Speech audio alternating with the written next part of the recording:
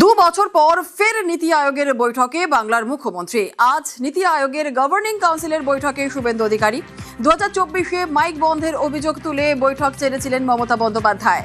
আর আজ নীতি আয়োগের বৈঠক আরো বিস্তারিত জানাবে মৈত্রী আমাদের সঙ্গে রয়েছে। মৈত্রী, দেখো, আজকে 11তম গভর্নিং কাউন্সিলের বৈঠক প্রধানমন্ত্রীর নেতৃত্বে হতে চলেছে।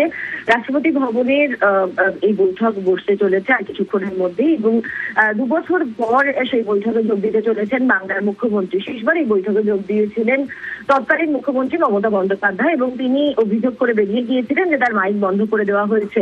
যদিও সেই অভিযোগ খারিজ করেছিলেন অর্থমন্ত্রী নির্মলা সীতারামন।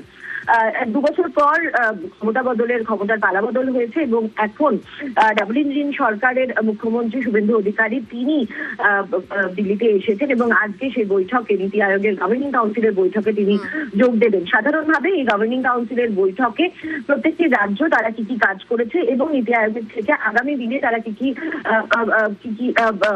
প্রার্থনা করছে, কি কি তাদের প্রজেক্ট রয়েছে, কতটা তারা সহযোগিতা চায় কেন্দ্র থেকে, সেই সমস্ত বিষয় তুলে ধরে।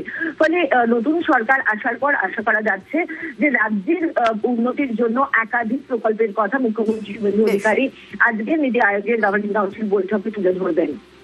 ধন্যবাদ মৈত্রী। আর নীতি আয়োগের বৈঠকে ফোকাসে উত্তরবঙ্গ। আজ নীতি আয়োগের বৈঠকে মুখ্যমন্ত্রী। উত্তরবঙ্গে শিক্ষা, স্বাস্থ্য, পর্যটন উন্নয়নে প্রস্তাব প্রস্তুত। শিলিগুড়িকে কেন্দ্র করে বড় শিক্ষা হাবের পরিকল্পনা, এমসআইআইএম সহ বড় প্রকল্পের সম্ভাবনা নিয়েই প্রস্তাব।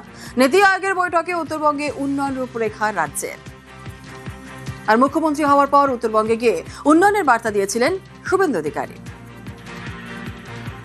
উত্তরবঙ্গের জন্য মাননীয় প্রধানমন্ত্রী নরেন্দ্র মোদীজি ভারতীয় জনতা পার্টি সংকল্পপত্রে যা যা বলেছে সেগুলো পূরণ করার মধ্য দিয়ে 2009 সাল থেকে ভারতীয় জনতা পার্টিকে উত্তরবঙ্গে আপনারা প্রবেশের সুযোগ এবং স্বীকৃতি দেওয়ার জন্য উন্নয়নের মাধ্যমে আমরা সেই ঋণ শোধ করব।